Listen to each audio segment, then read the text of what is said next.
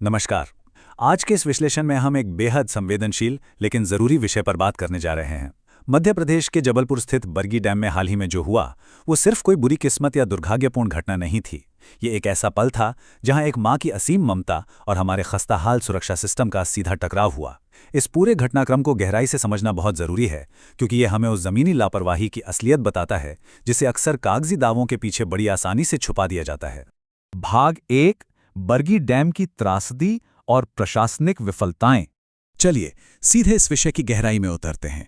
इस त्रासदी का विश्लेषण हम केवल एक व्यक्तिगत नुकसान तक सीमित नहीं रखेंगे, बल्कि उन बड़ी प्रशासनिक विफलताओं की भी बात करेंगे जो इस हादसे की असली वजह बनी।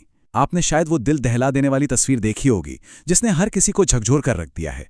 एक मां जिसने लाल रंग की लाइफ जैकेट पहनी हुई है, लेकिन मृत्यु के बाद भी उसने अपने बच्चे को मजबूती से सीने से लगाया हुआ है। सोचिए जरा, पानी का वो जमा देने वाला तापमान, डूबने की वो दहशत और टूटती सांसों के बीच उस मां का संघर्ष। मौत भी उस बच्चे को मां की पकड़ से अलग नहीं कर पाई। ये तस्वीर इस पूरी त्रासदी के भावनात्मक पहलू और उस खौफनाक मंजर को सीधे हमारे सामने लाकर खड़ा कर देती है। लेकिन जानते हैं सबसे ज्यादा विचलित करने वाली बात क्या है? किनारे से इस नाव की दूरी। गुरुवार की शाम करीब 5 बजे जब यह हादसा हुआ, तब क्रूज किनारे से महज 300 मीटर की दूरी पर था।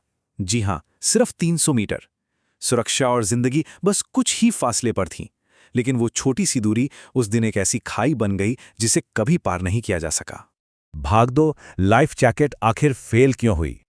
अब भावनाओं से थोड़ा आगे बढ़कर इसके वैज्ञानिक पहलू को समझते हैं। सबसे बड़ा सवाल जो आपके मन में भी आ रहा होगा, जब मां ने लाइफ जैकेट पहनी थी तो उसकी जान क्यों नहीं बची? देखिए, यहां थोड़ा फिजिक्स को समझना होगा। लाइफ जैकेट पानी पर बिल्कुल एक हवा भरे गुब्बारे की तरह काम करती है, जो आपको हमेशा पानी की सतह पर ऊपर की ओर धकेलती है। लेकिन यहां स्थिति एकदम अलग थी। उस डूबते हुए बच्चे की घबराहट, पानी में बचने के लिए उसका हाथ पैर मारना और सबसे बड़ी बात, बच्चे का वो अतिरिक्त वजन, इन सब ने मिलकर उस मां को नीचे की ओर खींचा। लाइफ जैकेट की जो ऊपर धकेलने की ताकत थी, वो उस छटपटाहट के आगे बिल्कुल हार गई और वो हवा का गुब्बारा लिटरली एक पत्थर के समान भारी हो गया। और ये बात बहुत साफ तौर पर दिखाती है कि असल मानवीय चूक क्या थी।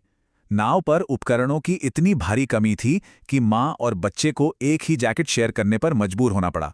बच्चे को अलग से कोई लाइफ जैकेट नहीं दी गई थी।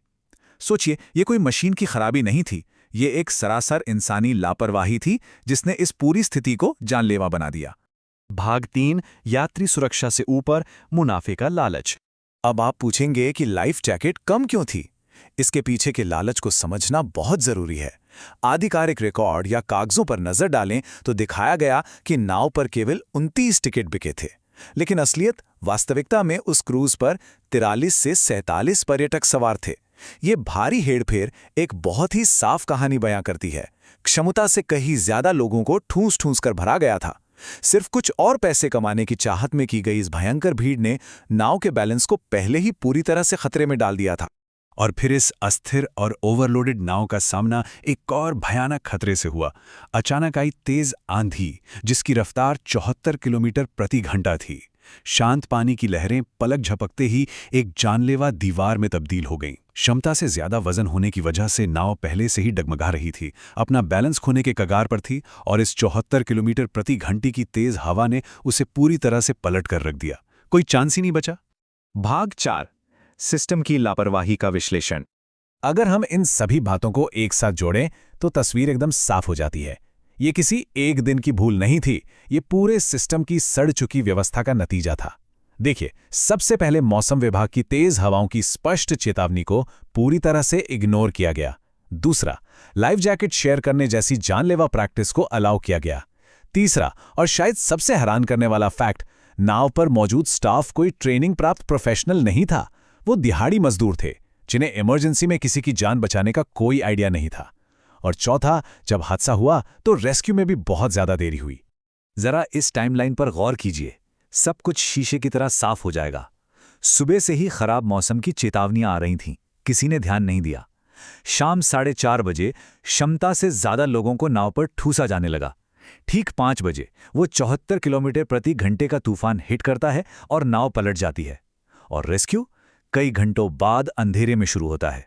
ये साबित करता है कि कोई अचानक हुआ हादसा नहीं था, बल्कि सेफ्टी प्रोटोकॉल को तोड़ने का एक ऐसा रिजल्ट था जिसका अंदाजा पहले से लगाया जा सकता था।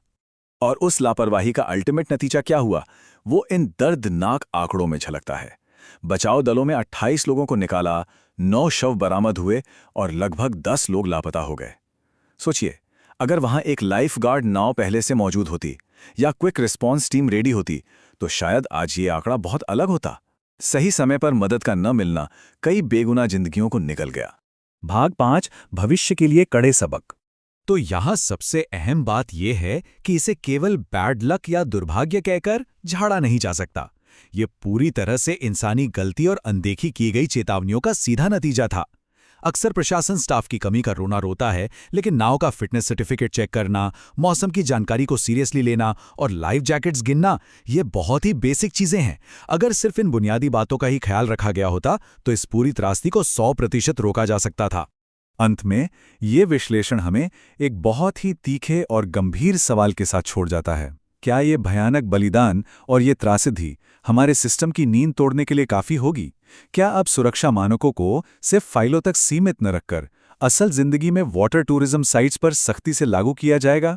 ये एक ऐसा सवाल है जिसका जवाब हमें इस पूरे सिस्टम की जवाबदेही तय करके ढूंढना है, ताकि भविष्य में कोई और हंसता खेलता सफ़र इस तरह मौत के आगोश में न समाये।